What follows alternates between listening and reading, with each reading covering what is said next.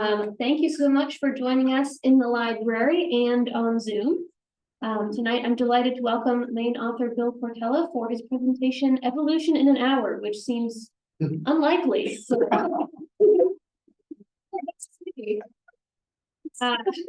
before we get started, I will remind everyone on Zoom that you can type your questions or comments into the Q&A or chat, and I'll read them out loud at the end. Now to introduce Bill, he is a trained systems engineer in which he has spent 20 years evaluating and correcting complex systems. He's also been a wildlife rehabilitator and a breeder and trainer of workhorses for 30 years. He's taught subjects including biology for over 40 years from elementary through university level, and he has written this book, The 11th Layer, which is his book. And without further ado, I will turn it over to Bill. Thank you very much, Julia. I'm Bill Portela, so I should look at the camera, probably.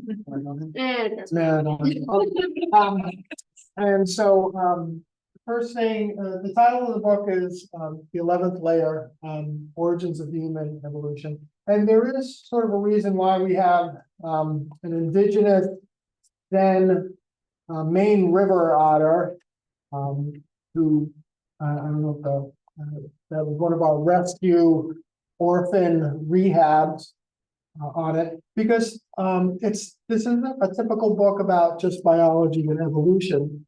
There is kind of a bit of an esoteric component to it. The book does like 2 or 3 different things. One, it tries to tell the reader who we are and how we got here. In other words, I lay out a 5 billion year story, which is a little challenging to do in about an hour and 5 or 6 minutes, but we'll do the best we can. And then, so one of the things we do is tell you how we got here and who we are. The second thing the book tries to do is tell us how human living systems are designed, and not just living systems, but there seems to be a natural order of how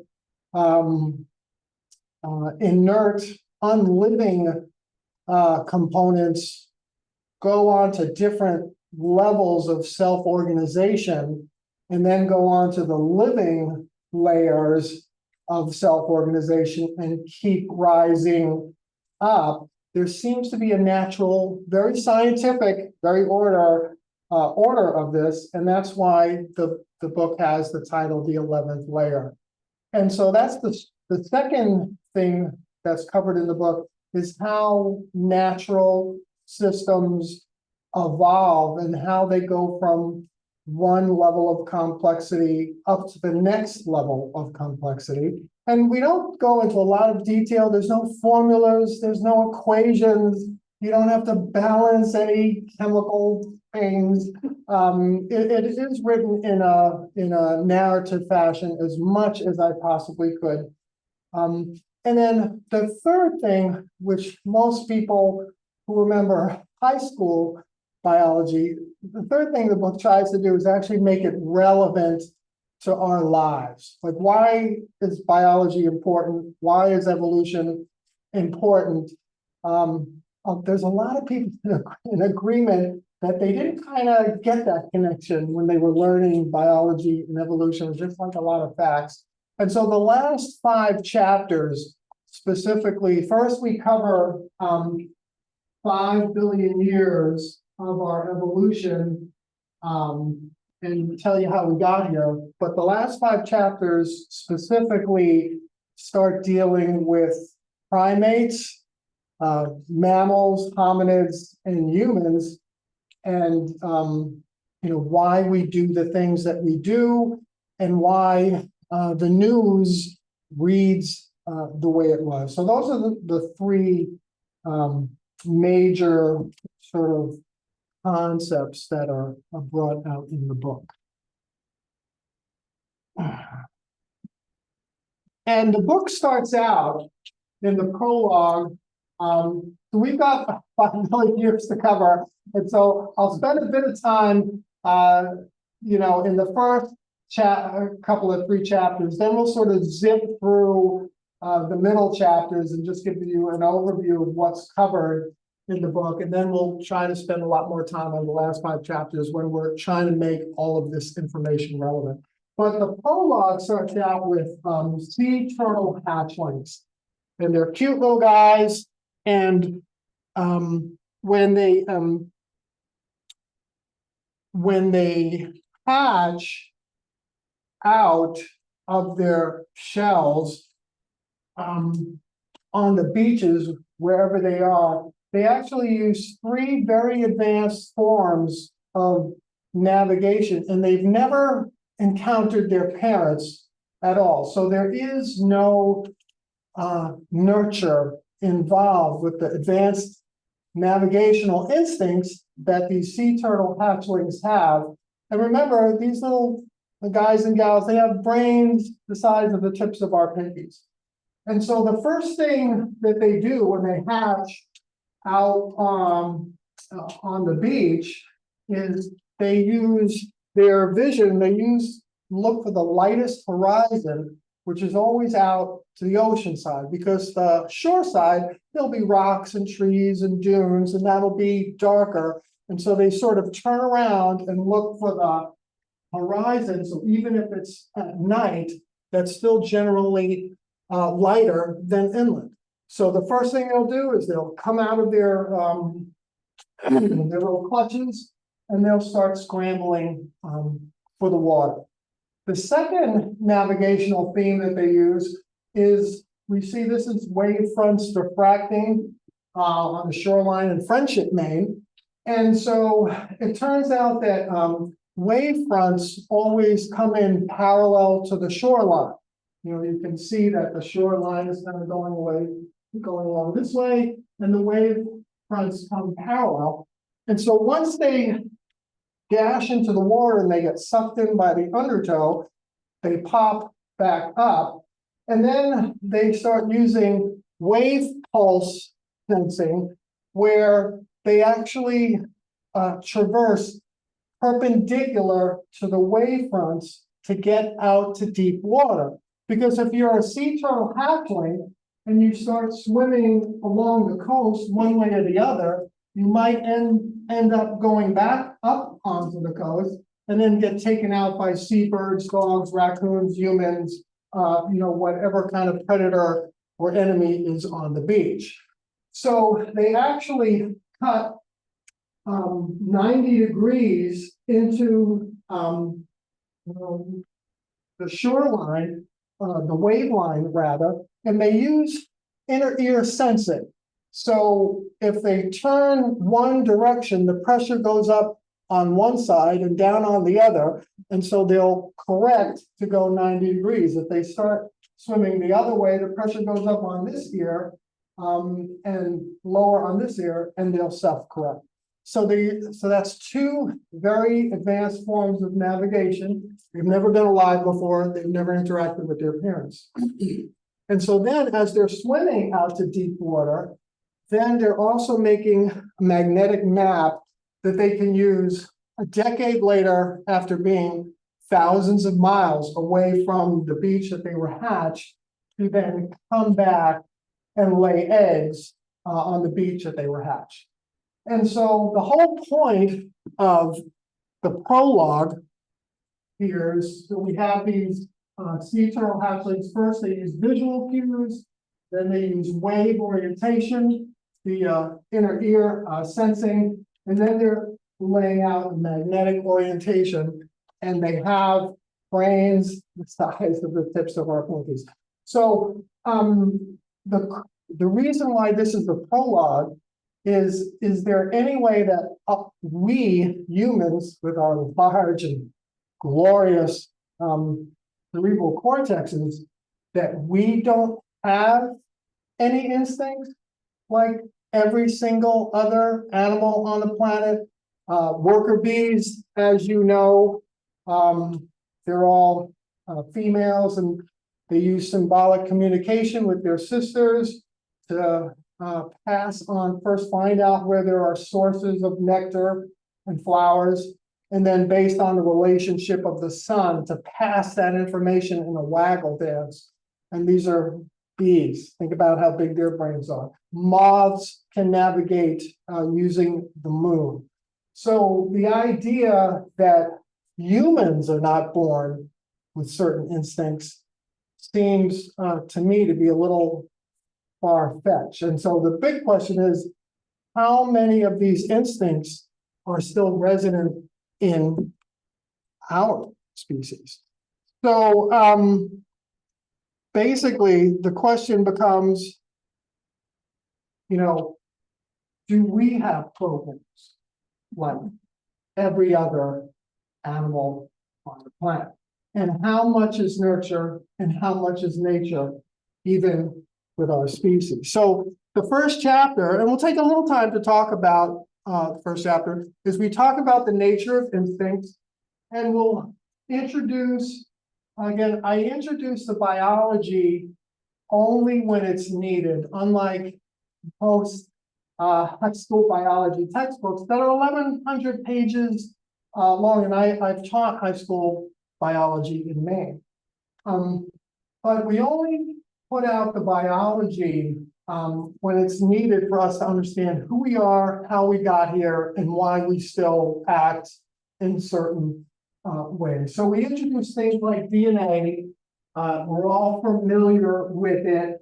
It starts out with these little coded proteins. We all got taught these little ACTGs, and 3 of these codes specify a different amino acid to bring, and then the next one brings a different amino acid, then the next one brings a different one until we build very complex proteins. And so that's what DNA does. It constructs our bodies, but people may not realize that it also constructs our neural programs. Because if it didn't, how did those turtles learn to do 3 very, very advanced forms of navigation that, would make any higher engineering university PhD graduate, those sea turtle hatchlings can hold their own. So we do talk about DNA, but DNA just doesn't build physical structures. It also builds your neural circuits.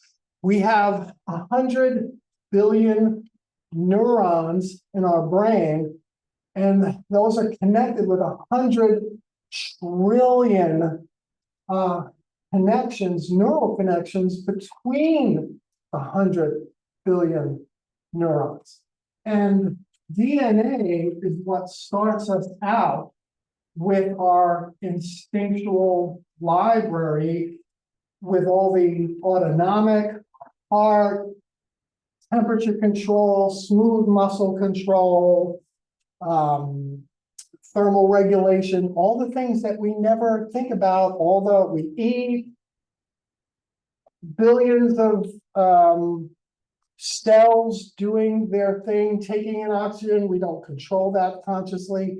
But where does consciousness stop, and nature start getting involved?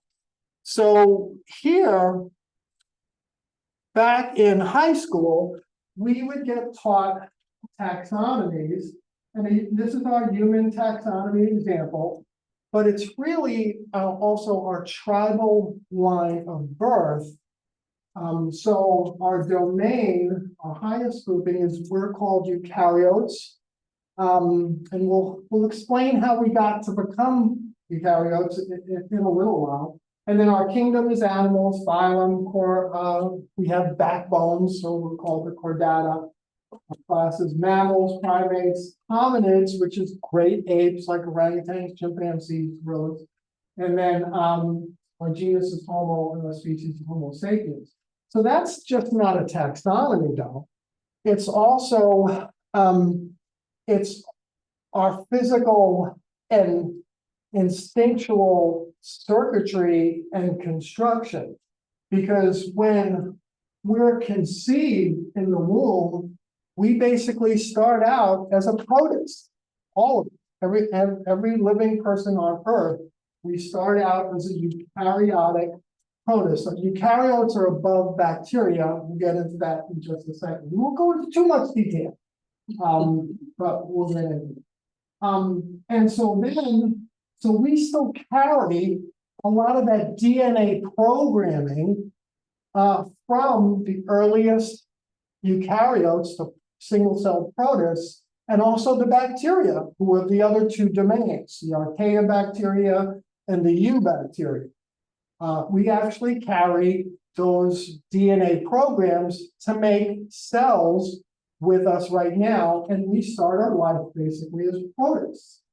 But then once we became formal animals around the Cambrian explosion around 550 million years ago, we still have a lot of similar DNA programming to the earliest animals. So if you look at a centipede with 50 legs or 100 legs, we have very similar codes that say build a body tube and then put an appendage. If it's on the side, put two appendages on either side, 2 legs and 2 arms.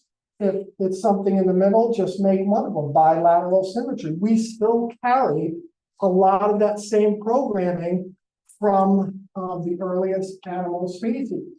So we still build on what works. That's how evolution works. That's why we're here. And then we change. So some of the big things that the big upper level sort of processes that go on with living creatures is we use variation, we use cooperation, we use randomness, luck, and experimentation through all of our 11 levels. And I'll explain a little bit. I'm not going to go into a whole lot of detail on the 11 levels, but we'll talk about them for a little bit. But basically, we still carry many of these identical or very similar DNA codes through our entire tribal line of birth. So in other words, we have Hox regulatory genes that basically say, okay, now that you've got a body tube, put an appendage over here. And we'll see later on that these are very similar, ancient, 500, almost half a billion year old DNA chains that say, put a leg on a centipede, put a wing on a fruit fly. Very similar codes, and we still have. So in other words, we carry, the physical DNA construction of our previous incarnations, but then once we start getting into mammals, primates, hominids, then we may also carry the instinctual coding also that is regulated and constructed by our DNA. Does that sound scary? It's a little scary. Here is, and we won't go into this for this talk, but sorry, it's a little different on the screen.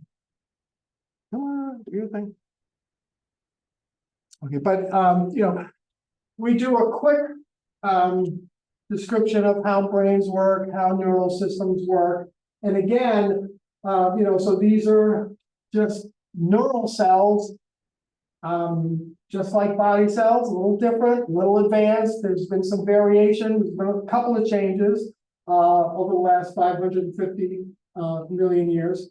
But then we start talking about some of the brain areas, and there's a researcher, Dr. McLean, who basically put out this triune brain theory back in the 1960s.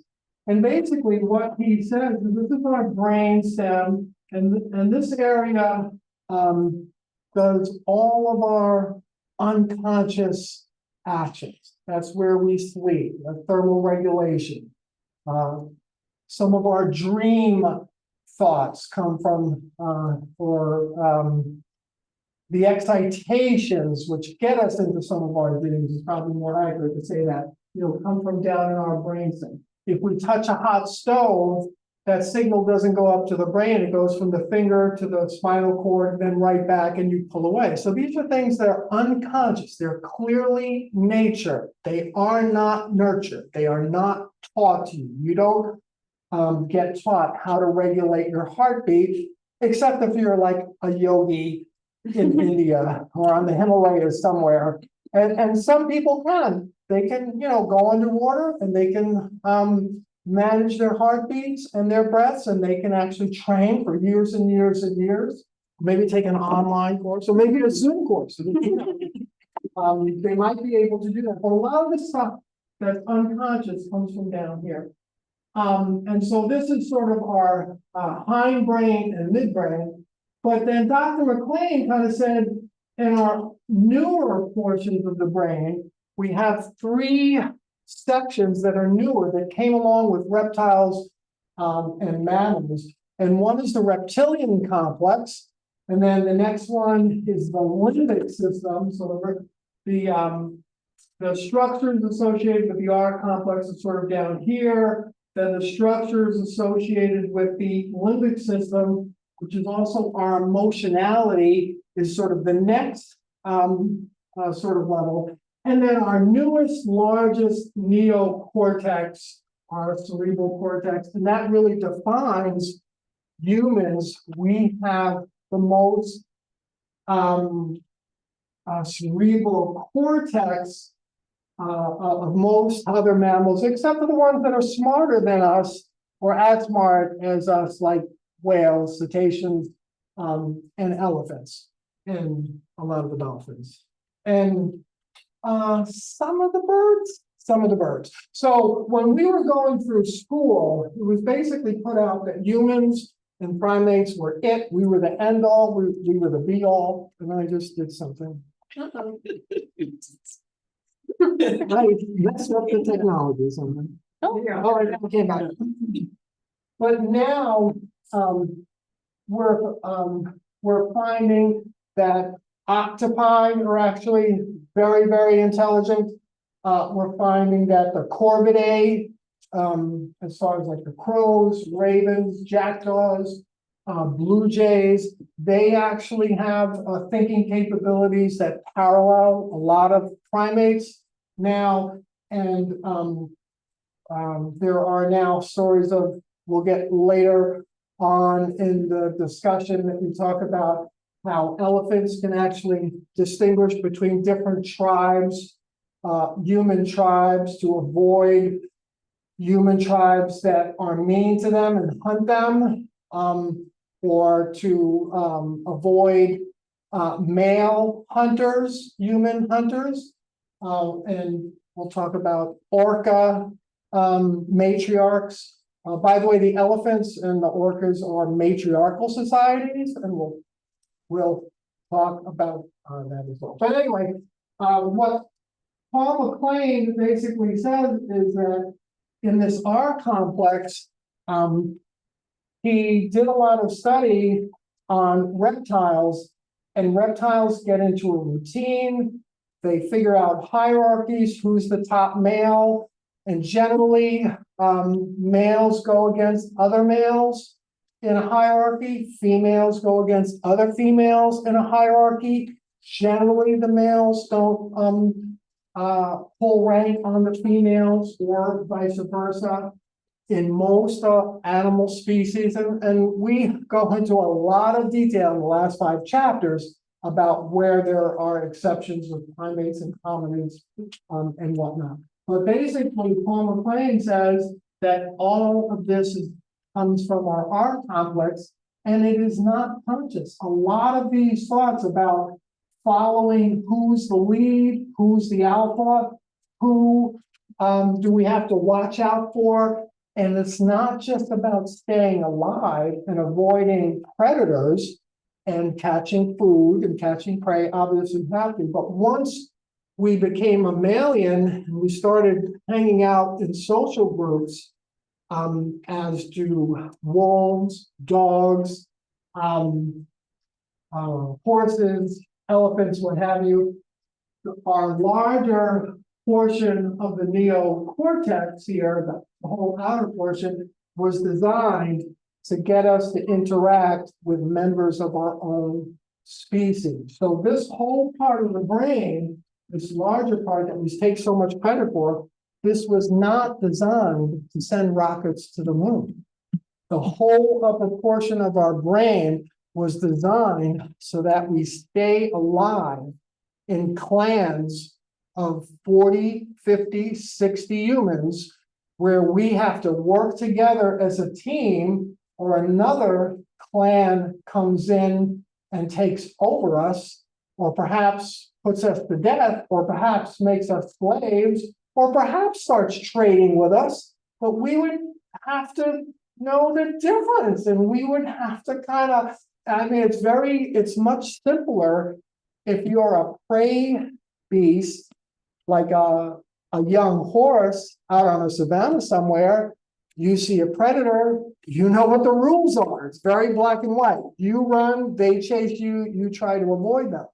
But 10,000 years ago, 20,000 years ago, 50,000 years ago, if you're a human clan of 30, 40, 50 people, maybe you've got some stone tools and weapons, maybe you've got bows and arrows. It depends how far we go back. Humans proper, we're from 200,000 years ago. There's a lot of question marks as when you see a new set of humans coming up over that rise, what the heck are you going to do 5,000 years ago, 25,000 years ago, 100,000 years ago? And so a lot of this these sort of lower echelons might be pre-programmed to keep us alive over the last 200,000 years. And so some of these are very instinctual, and some of this may not be nurture. Of course there's nurture. Of course you can be affected by your family, your community, your religion, your socio-political system, gosh forbid. But a lot of these instincts are actually instincts. And they may not be as fluid and as changeable as we might like them. So basically, that's why I introduced the sea turtles. That's why we talk about the brain. And then we go into chapter 2. We just start introducing the concepts of Darwin's descent with modification. So we introduce using very easy to understand examples, how Darwin's selection works. There's no math. We use cute little animals whenever we possibly can because they're lots of fun. And we'll get to a couple of pictures of them. We introduce the out of Africa theory, which is now the 600-pound silverback gorilla in evolutionary circles. And that's basically because all early human fossils and the earliest Australopithecus were our ancestors 2 to 3 million years ago. All fossils are found basically in sort of a crescent around the East African Rift. And now it's proposed that humans, that first homogeneous species came out into Asia and other places a million and a half years ago. Humans tried and faltered a couple of different times, but at about maybe 65,000 years ago, humans proper came out maybe the second path, and there could even be a third path. It's all very highly disputed, and then started populating the globe. So we introduced the out of Africa hypothesis, and then we start talking about survival. And so one of Darwin's biggest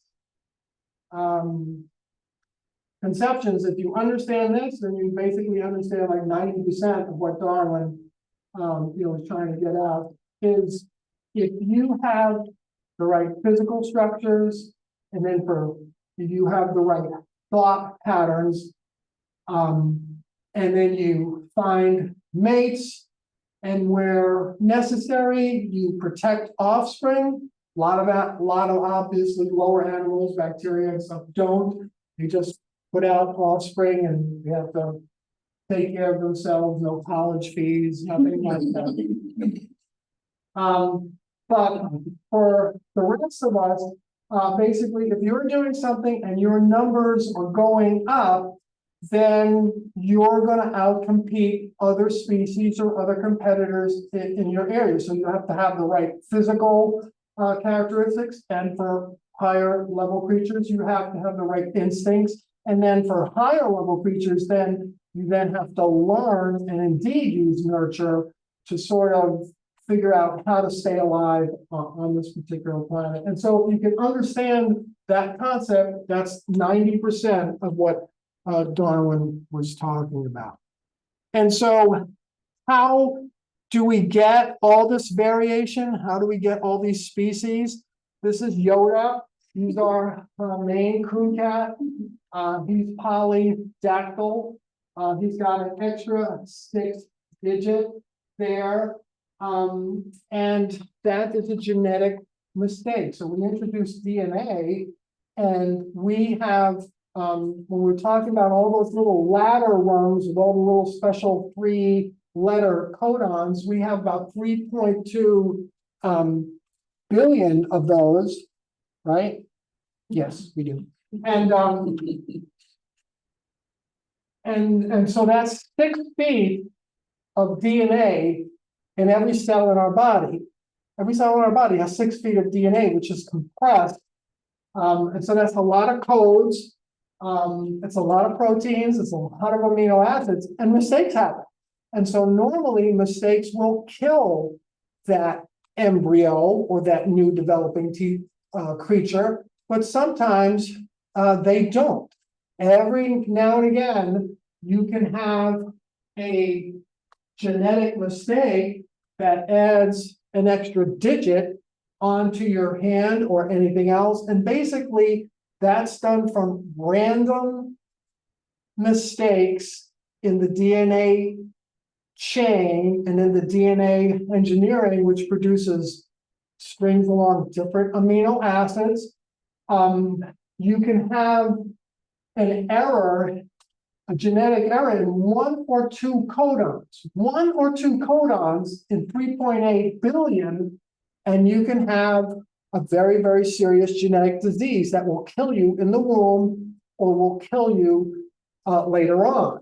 And most mistakes are bad, but every now and then something will come along that's either good or maybe neutral. So some people think Maine coon cats would have an advantage hunting prey in the snow up in Maine because they have extra paw prints and extra sizes, and if that helps them catch prey and the litters become bigger in the spring because they were able to catch more prey because they were able to run along the snow and not bog down, then their population numbers go up. But if they get a disease or a mistake or food is bad or something, then their population numbers go down, their survival goes down.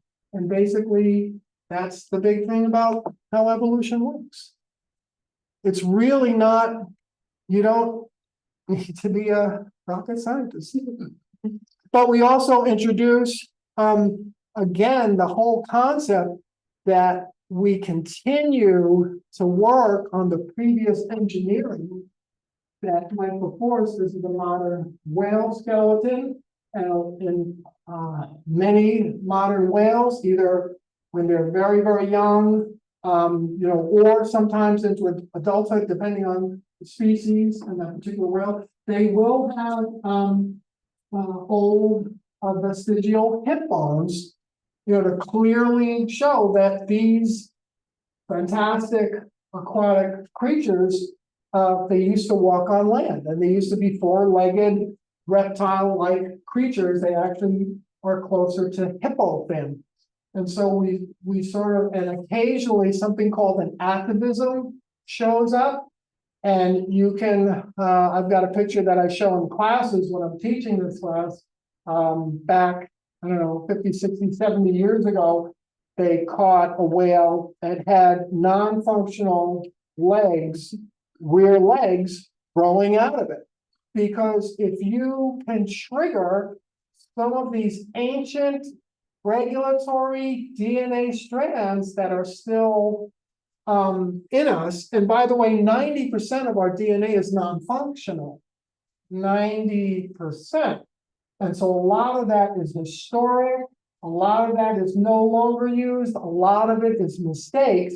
But if you trigger a certain regulatory gene, then you can be a modern day whale or a snake growing legs or a human baby growing a vestigial tail. It happens very, very rarely, but all you have to do is actuate some of those ancient DNA strands and you can get different physiological, or in theory, different neural programs as well. And then we go back to our Maine Rusty River Otter Squeak. We got him when he was a day old. No one taught him how to swim with rocks on his head. But otters do that. Otters, they use rocks, they play with rocks, they tumble rocks, they throw them and catch them, they have pet rocks, they hold each other's hands. They're one of the few mammals on the planet who actually teach young. It is a very, very rare thing. Most primates don't do it, and most hominids don't do it. Adult otters like to go sledding repeatedly, so they just don't do it once. They keep on going down and climbing up and sledding down and climbing up and sledding down. There's some of the adult otters are one of the most playful species on the planet. But we can clearly see that Squee here is going from a four-legged terrestrial creature, and he has now pads, a long tail, the most dense fur of any mammal on the planet, which traps air and keeps them nice and warm, and they can hold their breath. We're clearly seeing a terrestrial creature evolving into an aquatic creature like a whale. So basically, we spend the second chapter just talking about some of these concepts and about how we go from one species to another. And then the third chapter, and we'll start going pretty quickly now. The third chapter is we talk about man and woman's best friends. And I call it the Bridget effect, because this is I'm sorry, it takes me a little bit to carefully do this. Anyway, this is our corgi, Bridget. She's out with Robbie on the Polaris APB and going out.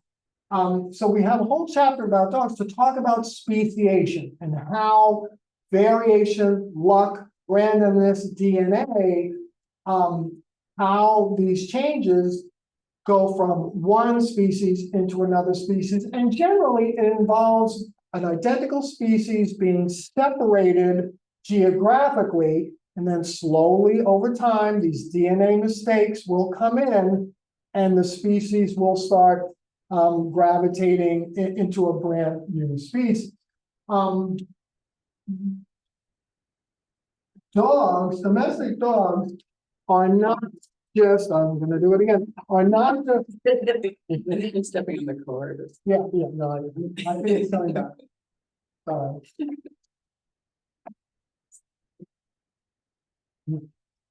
Come back.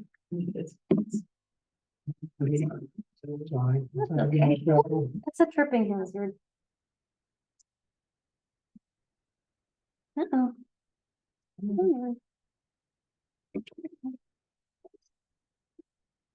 Oh, it might have got pulled out on the other side.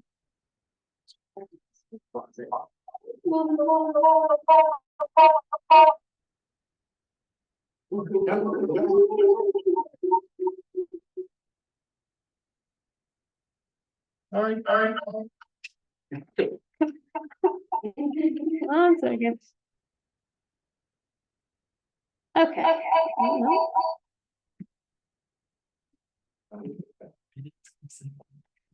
Okay, I think it's gone now. Yes. Good trying to avoid something. So if for people who have dogs or love dogs, it's basically, we go over the evolutionary history of dogs. Dogs are not similar to gray wolves. Dogs are gray wolves. They are Canis lupus. They're a subspecies Canis lupus familiaris.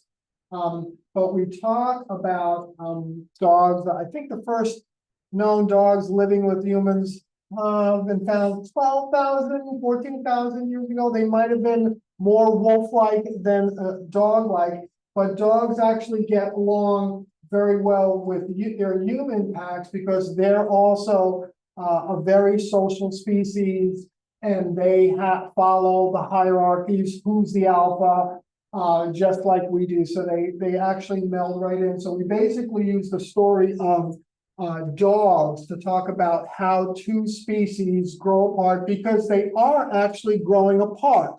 When we do look at a gray wolf and we look at a Chihuahua, we're seeing two breeds that pretty soon are not going to be able to breed with one another and have viable offspring. So dogs are actually, they're a perfect example of a species that has been selectively bred and is slowly moving apart from their original wolf cousins. Okay, we don't need to do that. And then, so after these first three chapters, now we start the chronological story of how we got here. Very quick introduction to the solar system. And then we have to give the reader a basic overview of how geology works, because that's where we get all of our information. That's where we put all the times on all the large epics that have occurred to us. And so people have to have a little bit of an understanding of where we get that information and how geology works. These are juxtaposed rock layers on Mackworth Island, Maine. They're pointing upwards. They've obviously been turned 90 degrees. They used to be like this. And so, we talk about how geology changes and then puts different challenges onto the living species where we're living. So we talk about continental movements and tectonic plates. We give the reader a quick introduction to the how plate tectonics work and what the continents used to look like 250 million years ago, or in the Triassic 200 million years ago. And these continents and plates are still moving. So we give the reader an introduction to that. And not only is it geological evidence as far as rock types, but there's also biological evidence which backs up the geological evidence. So they have all these marker species where a particular fauna or plant only live for a specific period of time, and they can actually find the same sort of similar fossils on the continents that used to be together that are now separated due to plate tectonics. So we bring the reader up to speed on basic of geology. Okay, and then the fifth chapter, we start talking now about some of our other of the 11 levels and how we go from 1 all the way up to 11, and we talk about how life might have started. And we all learned about the Miller experiments back in the 50s, and really nobody's done any fantastic work since then that I'm aware of, a little here and there, about basically if you take an ancient atmosphere 2-3 billion years ago and you put sparks in it, they were able to prove that small little amino acids could be formed, and then you start putting these amino acids together, and they start forming proteins. This is as chemical as we get, and again, I try not to go into detail in the book, whether it's chemistry or biology. It's only the big picture and how living systems work. This is a lactic acid molecule. We don't care about it. You know, how many things it has, it's C3H6O3, but the big point here is these 3 purple carbon atoms. And in their second electron shell, and again, we don't go into this in a lot of detail, the big picture is that they have 4 electrons, and they want to share 4 other electrons, and so they attract all these different other atoms to them because they're reactive. Again, this is cooperation, and this is evident on every single level as we go from inert all the way up to who we are. If there isn't cooperation, if there isn't sharing, life stagnates and does not go to the next level. This is not a philosophical comment. It's a very scientific comment. So the reason we can get all these proteins that are tens, sometimes hundreds of amino acids long, sometimes thousands, sometimes tens of thousands, is because carbon atoms like sharing electrons, and they suck up all these other atoms, hydrogen, oxygen, and they connect in these long, long, long chains. And if they didn't do that, we wouldn't be here. So when we start out on the first level, subatomic particles, quarks, muons, gluons, those kinds of things, they react to form protons and neutrons and electrons.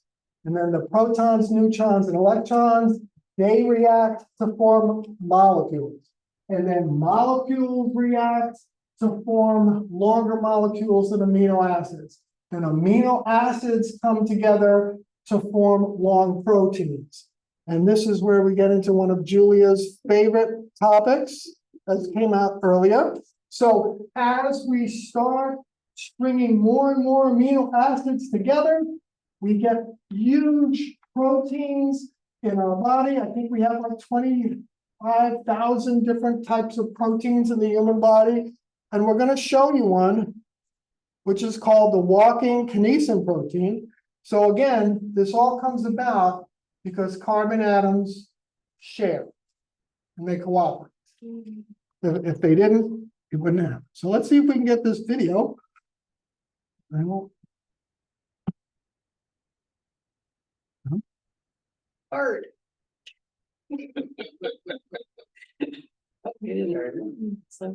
Okay.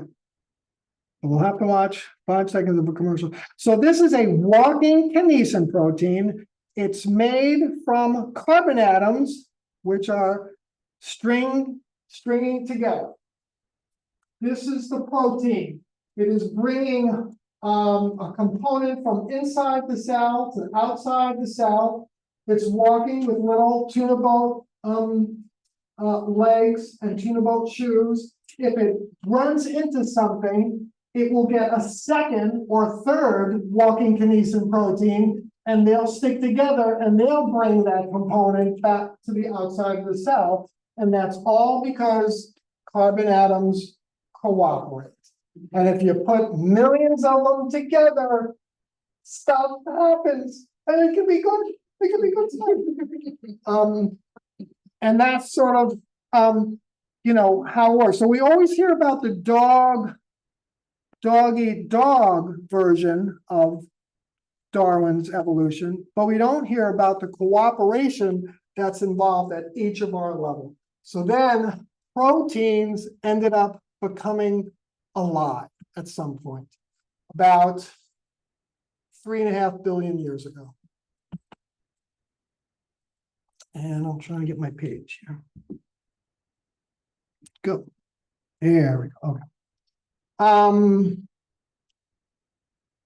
And then we basically talk about some of the earliest. These are stromatolites. They're the earliest living entity that we have proof of. These are live ones in present day Australia, but we've got fossils which look exactly like that. And they're just little cyanobacteria in the ocean. They're happy. They're in the ocean, it's warm, there's no taxes, there's no media. I'm starting to sort of envy stromatolites now that I think about it. But and they just sort of secrete this little mucus, and then they sort of build up, and then they become fossilized. And so that's a very early timestamp of the first living bacteria. And so we sort of take us on a whole journey, and I'm gonna see. 7:20. Okay, so let's go into, we'll buzz through. We talk about one of the other big layers that we talk about, if you haven't heard of, is the mitochondria, and you might have heard them back in way back, and you were taught that they were the energy producing organelle in your body. And if you didn't write that down, you didn't get all the credit. So a researcher in the 60s named Lynn Margulies, so this is a cell, there's the mitochondria here, organelle, it's our energy producing organelle. And she was sort of taking a look at this rickettsia bacteria, and she kind of said, son of a gun, that, our mitochondria look like rickettsia bacteria, and they don't have long DNA strings like we do and animals do. They have little round circular rings of DNA, just like bacteria. And because she was a woman, and because she was a woman professor, nobody really believed her. And it turns out she was absolutely right. And the reason why our mitochondria look like rickettsia bacteria and have round circular rings like rickettsia bacteria is because they are rickettsia bacteria. And that's called the symbiotic theory of eukaryotes. So basically what happened was one archaea bacteria tried to engulf a eubacteria bacteria. They both survived, and that's how we became us. So with all the new membranes, we got all these new organelles, and a whole new system of life sprung out because two bacteria worked out their issues. And so this not only happened once, it happened a couple of different times. The plants grabbed a cyanobacteria very early on to harness energy from the sun. And this is the symbiotic theory, and this is another one of our layers, cooperating layers. And then quickly I'll go through this, and then I'll start going through mammals. These are all protists, except for us. So these are all the brand new protist families, which came out about 1.5 billion years ago after that first eukaryotic symbiotic joining of two different types of bacteria. And all of these guys are saying, oh, these are amoebas and things like Giardia protists and all these other nasty ones. But what it shows is all the experimentation and variation of all the different protist groups after the symbiotic joining of the two bacteria into the entire eukaryotic domain. And where are we? So the plants came up this way. They're sort of close to the green algae protists. We're the metazoa, we're the animals. We're actually very close to the fungi. So if you do refer to an associate as a fungus, it's not really as derogatory as you might have intended. And then these flagellate cells, they're actually very close to us. And those, so these are the three groups which branched out from all the different experiments and DNA mistakes and randomness and luck into becoming who we are. So again, these 5 elements just keep on coming up: variability, randomness, luck, mistakes, experimentation. It's who we are, and it's how we got here. So let's buzz ahead because we have to talk about some mammals. Oh, but quickly, this is just to show you, this is the flagellate. Strangely enough, that looks like a human sperm cell, and that's because they're the closest protist family to us, and that's one of our ancestors. So the reason why it looks like a human sperm cell is because we used to be like that in scientific terms. Okay, so let's get to mammals. So basically, we give a quick update on the fungi and the plants. If we get going, almost.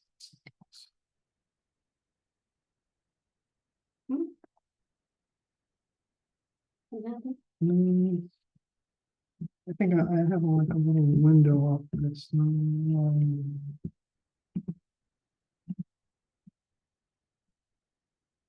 think I fixed it. Okay, thanks. We talk about animals, we talk about fungi, we talk about snowball earth situations, but let's get to us. For people, I'll be around to ask questions. I could talk about greenhouse earth extinctions and how there have been over 30 of them.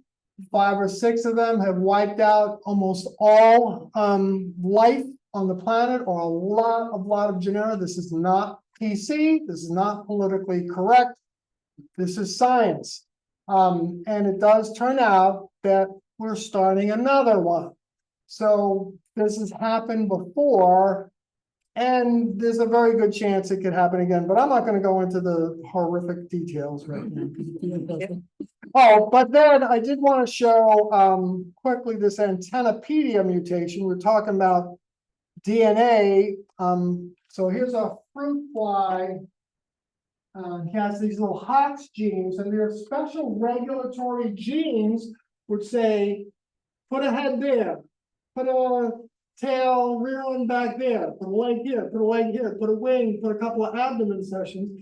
We use a very nearly identical regulatory control genes in our bodies as well. And you can clip out a little DNA, regulatory DNA, and put it somewhere else, and you can get 2-headed embryos, salamander embryos, cyclops, fruit flies, or you can get fruit flies with, I hate this, with legs. This is the antennapedia mutation, and a fruit fly's antenna are actually short little stubs. There are legs growing out of this antenna because they put a couple of little regulatory genes there, and you can grow hands, fingers, legs, abdomens, whatever you want, just by clipping out a little DNA, putting it in a section, and DNA is pretty interesting stuff. Okay, so now let's start talking about mammals. We have a couple minutes. We start talking about sexual dimorphism. That's the scientific term for males are different than females. And they're not just different physiologically. The last 5 chapters, we introduce a little bit in one, but we also talk about neural differences on how males are programmed differently than females. And again, it's to survive. One of the best examples, which is counterintuitive, because it doesn't make any sense from, if we remember my little Darwinian arrow of survival of species, one of our best examples against Darwinian evolution are lion prides. They are matriarchal. If there is a pride turnover, a lot of times the new alpha ruling coalition will slaughter all the cubs in that particular pride. Sometimes the mothers will try to defend the cubs. A lot of times they might lose their own lives, and so they kind of back out and they just do the best that they can. So if we have an increasing survival rate and population rate, how does slaughtering all the cubs of a particular pride, how does that get instinctual into the algorithms of male lions? And the reason why is, as long as a lioness, they're like humans in that extent, as long as they're lactating, they will not go back into estrus. And so they can feed their young for up to 2 years. So it turns out that lion males who were aggressive and slaughtered the cubs, the lionesses then go immediately into estrus, and then they would mate, and then they produce more of their offspring, even though they've slaughtered the cubs from the previous pride's alpha group. So now the last 5 chapters, we will start talking about all these differences between instincts, between males and females, and we'll talk about, for example, we'll contrast patriarchal influences on evolutionary and societal dynamics with matriarchal influences. Spotted hyenas, as a perfect example, they are matriarchal.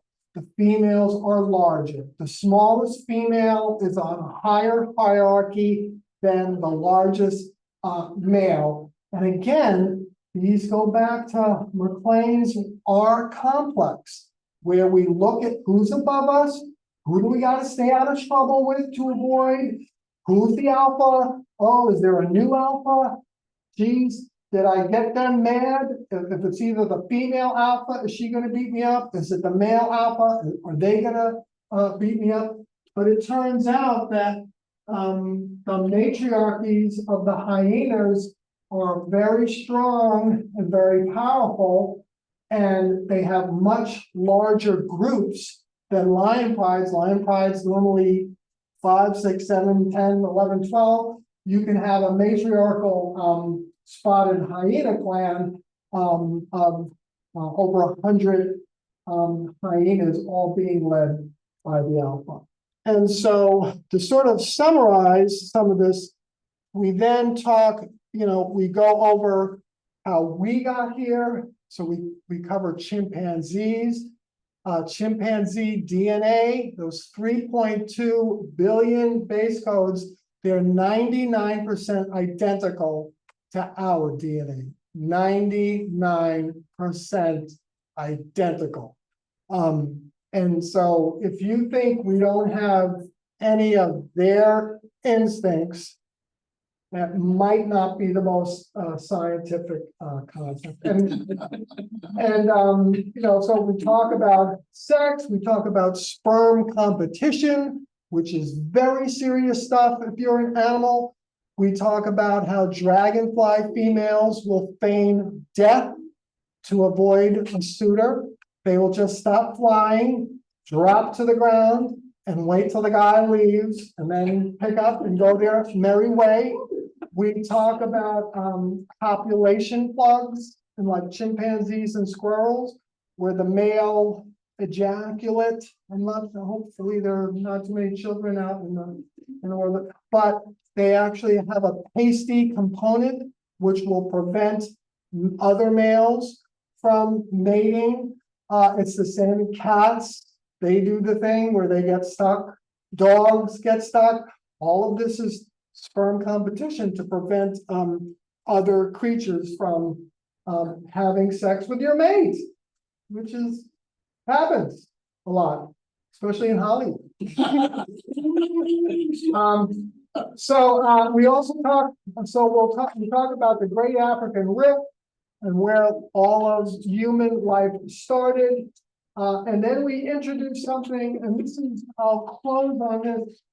All of the science in this book is pretty solid. I do have some controversial or provocative stuff, not very much. This is one of the few areas.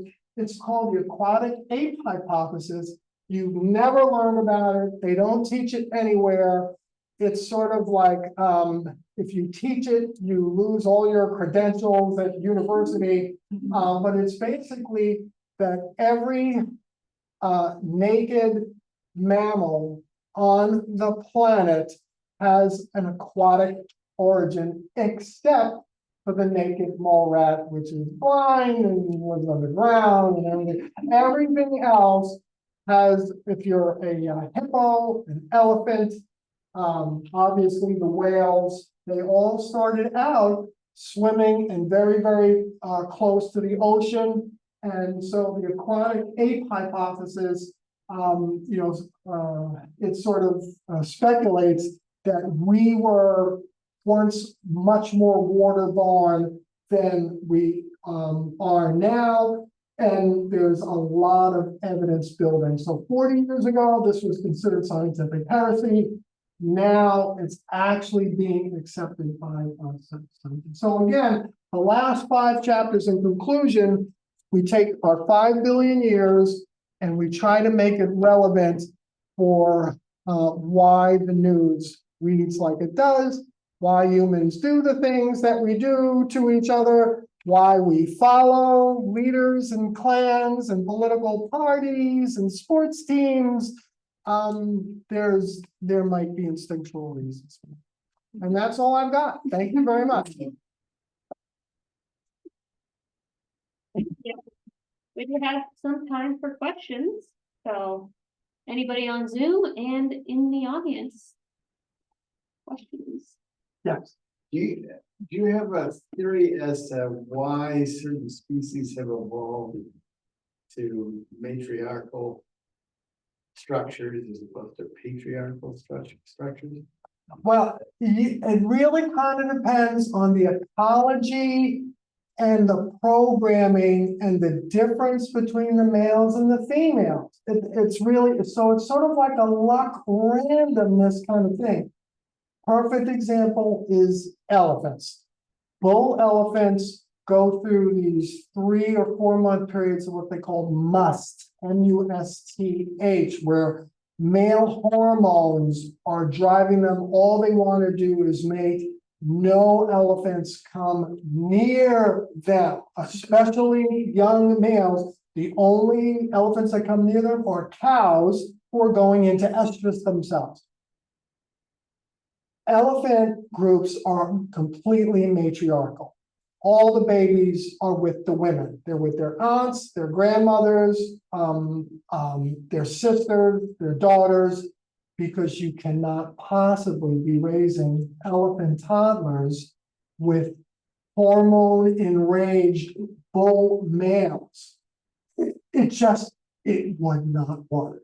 So the answer to your question is you have to look at the animal, their ecology. You have to look at the male. Gorillas, for example, are total polygamists. They have very tiny penises, very tiny testes. They do not need sperm competition because no male comes close to their group of females. So they don't need lots of sperm and copulation plugs and all this other stuff. So you really have to go to each species, look at the psyches and the instincts of the males to females, and then figure out why a particular group went matriarchal. But the same thing with orcas.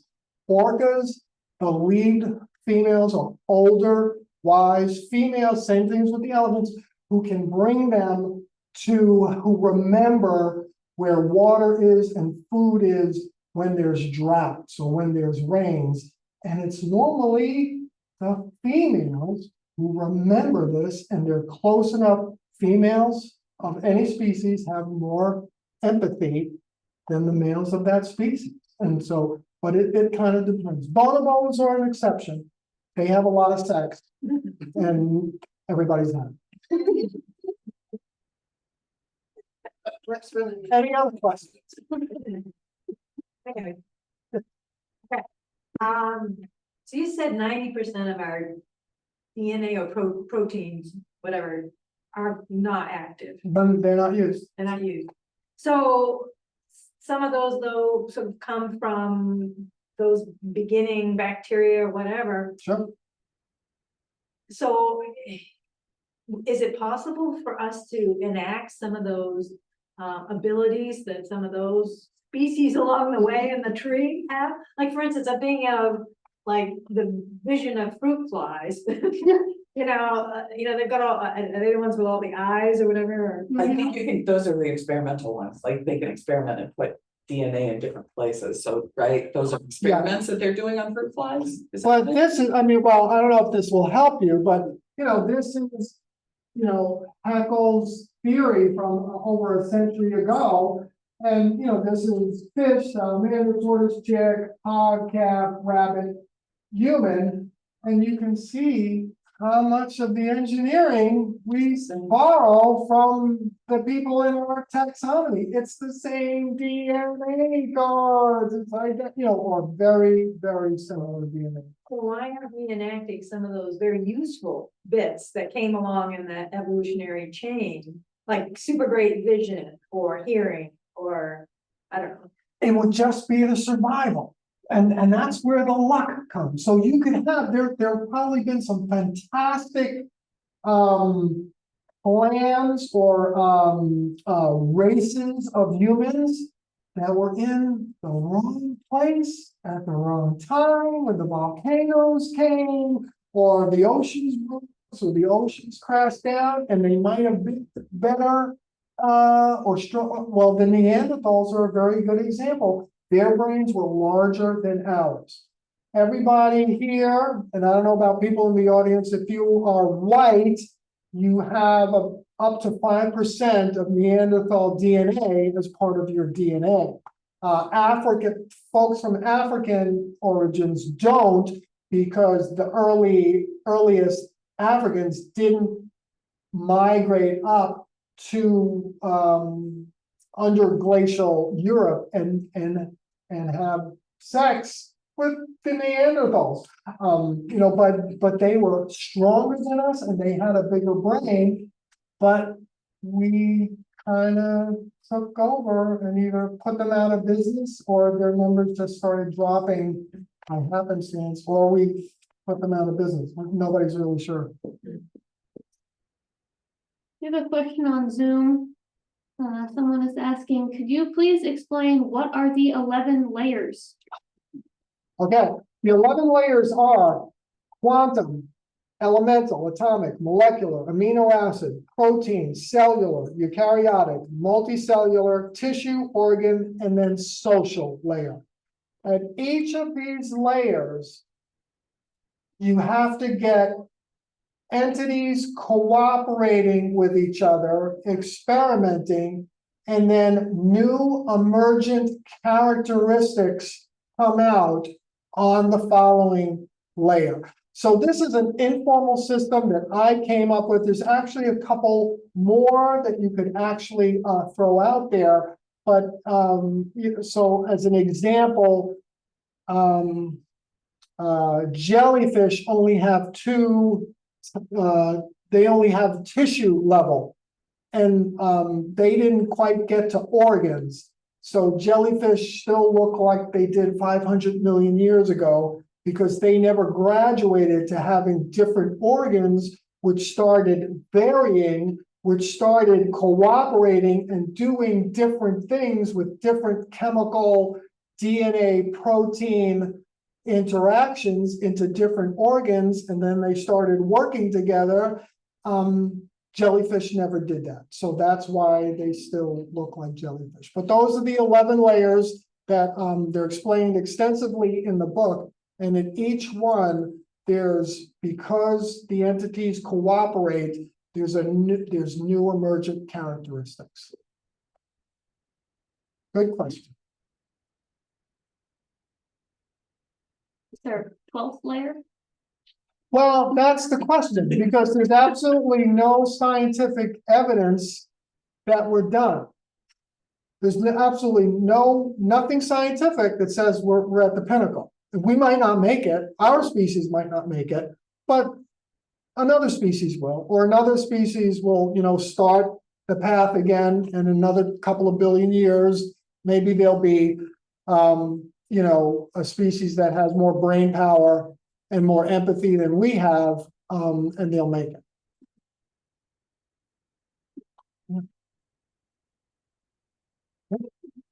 Thank you. Okay, that's a lot to think about.